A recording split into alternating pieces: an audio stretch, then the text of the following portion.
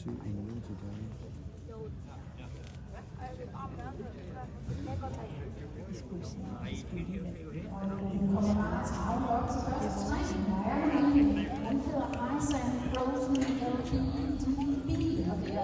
Hun har været hentet på en af Dansk Varmbløds aktioner.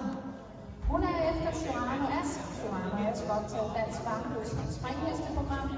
Mor er bronzemedalje Fanny Ask. Morfar Caval Ask. Mormor er RDS-hop i Filippine Ask. Og mors morfar er Holstein-Hansen fra Tage.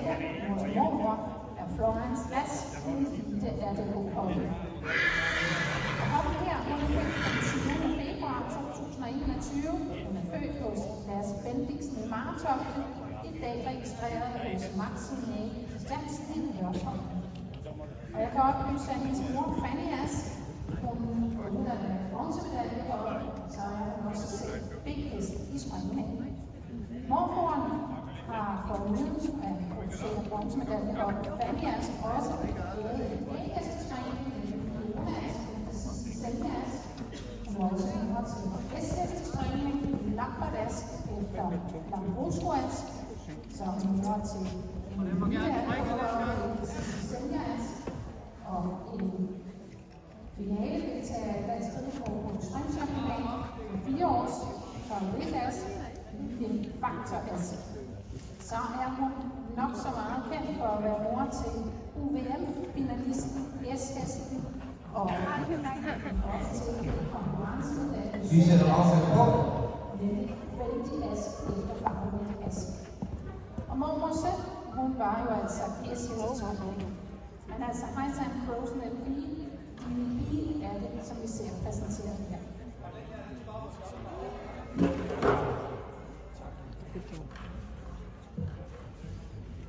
Hoppen her, allerede nu kan man se, at den her den springer med en særdeles god teknik, den springer med en særdeles god bagbendsteknik.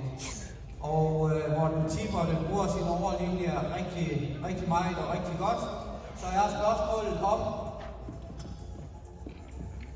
hvornår tipper de for mig i galop, hvornår er det udbragt, de går 200 op og bredere. Den her springer op, og den er vældig praktisk. Det man kan se det på, om hesten den tipper for mig, om det går ud over funktionen i kroppen, det kan man se. I landingen søger hesten fremad. Det tempo, den har, vi vil gerne springe. Det tempo, den har ned igennem serien. Fortsætter den med det ud over serien, så er det en praktisk teknik. Vi ser ofte, eller ser nogle gange, at de tipper så meget bag i, at der kommer flere galopspring, end der bør være. Der skal være et galopspring mellem springene. Og den her, den springer super godt. Vi går lige 400 op og lidt bredere.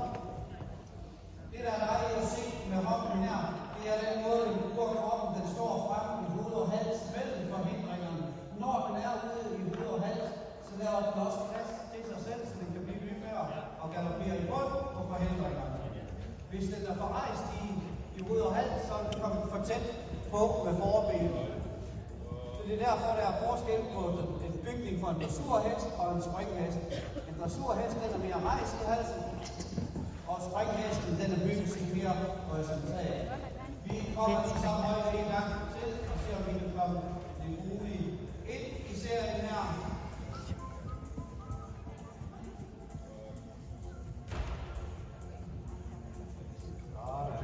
Vi er bussen i gang. Godt, vi lader den springe.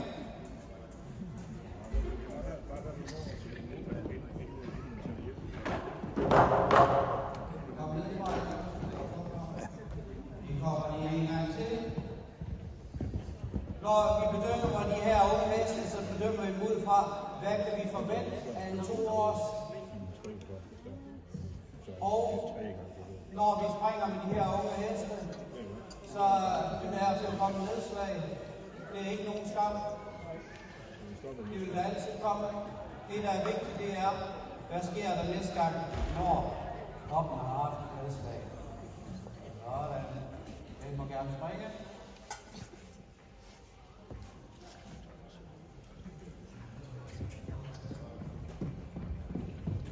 Og Vi fik lige nok til den reaktion, vi gerne vil have. Vi siger mange tak. Den kan godt tåle en lille hånd, den her.